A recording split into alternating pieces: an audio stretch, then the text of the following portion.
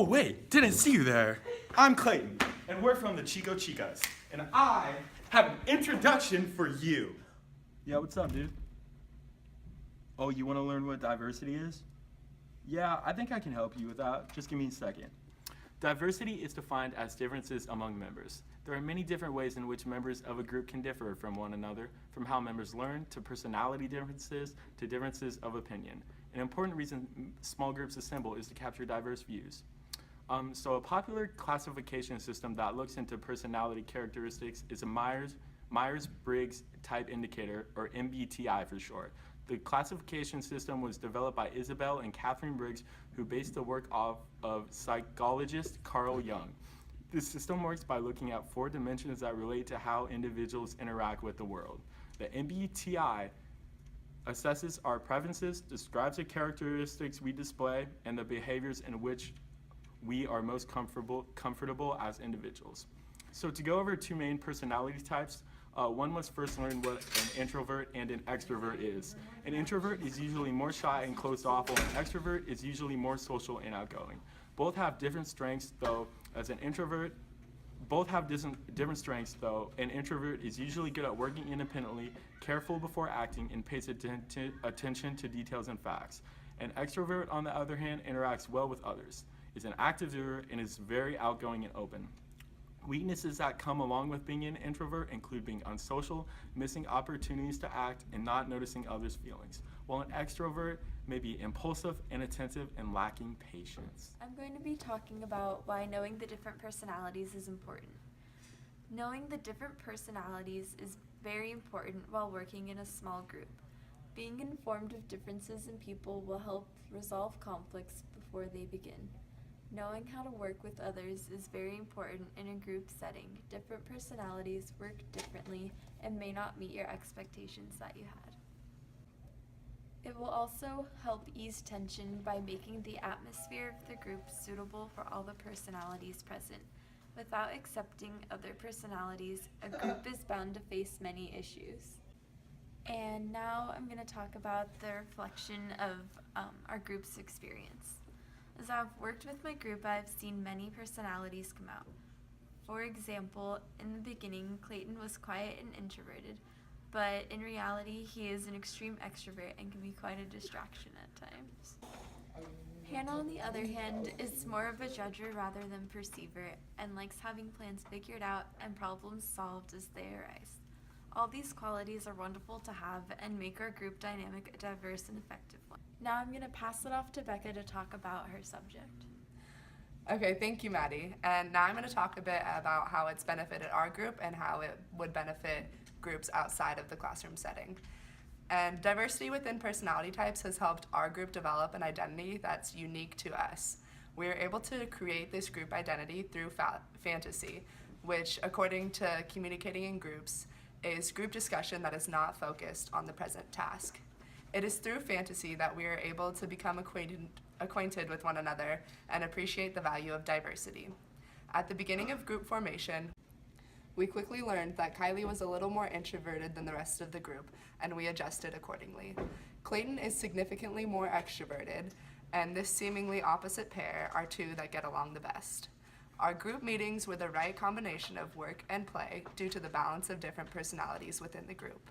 Though some may have been more work-focused, this diversity allowed us to have people initiate fantasy in order to reduce tension or just to improve the overall climate of the group.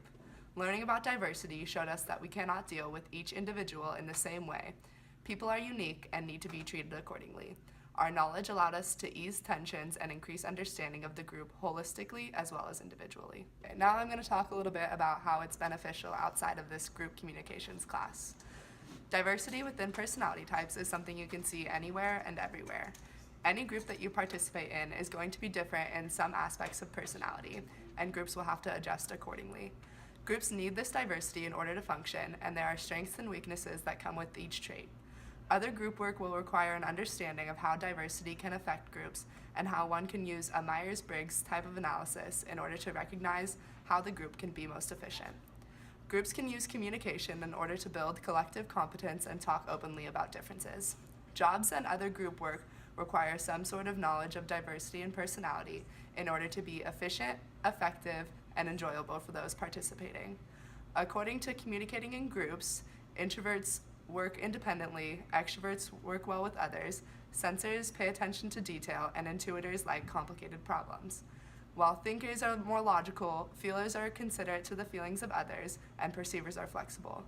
This specific type of diversity is helpful to know because it can tell you the way that others will interact in groups and how they will go about doing their work and participating. Now I'm going to pass it off to Brittni, who will talk a little bit about introverts versus extroverts. Extroversion-introversion dimension concerns how your energy is directed, whether it's toward the outer observable world or whether it's toward your inner mental landscape.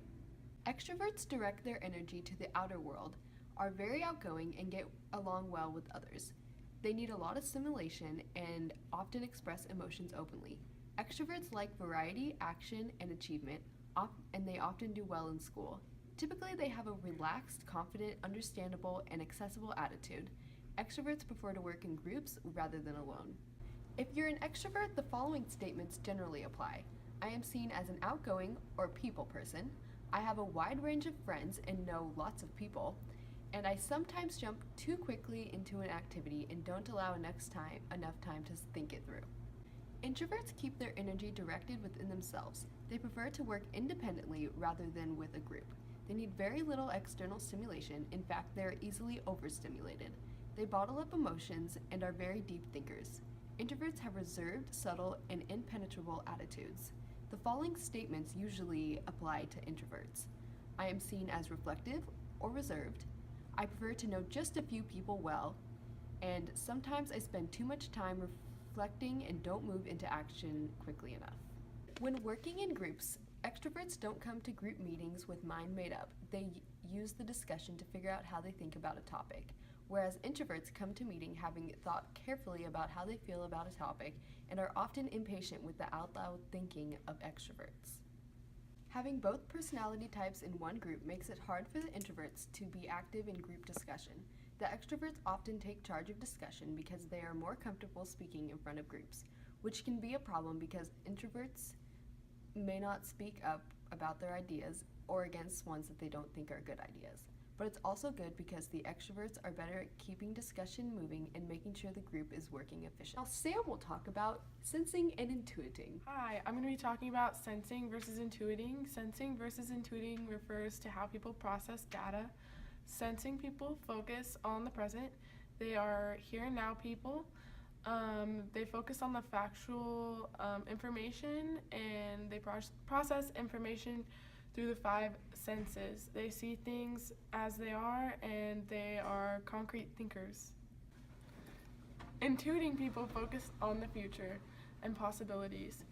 They process information through patterns and impressions. They read between the lines and are abstract thinkers. Having both personalities in a group setting can lead to different perspectives on solving problems and situations. By having both sensing and intuitors in a group, you can ensure that there are going to be people to break down the material step by step and seek out hard facts while also using symbols and metaphors to understand material. According to the book Communicating in Groups by Catherine Adams and Gloria Galanis, having sensors in a group will keep the conversation focused and maintain a serious tone. Intuitors are important to have in a group in order to keep a unique perspective on the subject matter at hand. Intuitors may sometimes get off task while sensors may be lacking creativity. Now, Kylie is going to tell you a little bit about thinking versus feeling. So now I'm going to be talking about thinking versus feeling. So what is it? A thinker is considered to be someone who enjoys evaluating information critically, spotting flaws in arguments, and producing logical plans as well. They do their best to safeguard their emotions, shielding them from the outside world and making sure they're not clearly visible. They tend to subdue and override their feelings with their rational logic. In contrast, a feeler is considered to be someone who uses empathy for others as their standard for making decisions and are more willing to adjust standards to meet individual circumstances with a focus on group harmony. They're known for being understanding and attentive to others, demonstrating sensitivity to the needs and wants of others. So how does this affect groups? According to Myers-Briggs, having thinkers in a group will help the group to find basic truth or principle to be applied regardless of the specific situation to be involved. They are consistent and logical in deciding. Having feelers in a group will help accommodate everyone's opinions due to the fact that feelers make the best decisions by weighing what people care about and the points of views of people involved in the situation. Feelers like to do whatever will establish or maintain harmony. And now I'm going to pass it on to Hannah. The fourth personality type is judging versus perceiving. This pair refers to our attitudes to the external world. According to the book Communicating in Groups by Catherine Adams and Gloria Galanes, the judging preference wants things to be neat, orderly, and established. The perceiving preference has a more flexible, spontaneous way of life. Judging does not mean judgmental. It just means living a more structured lifestyle. They have more opinions and have strong moral beliefs. Perceivers do not like time limitations, and they enjoy curiosity.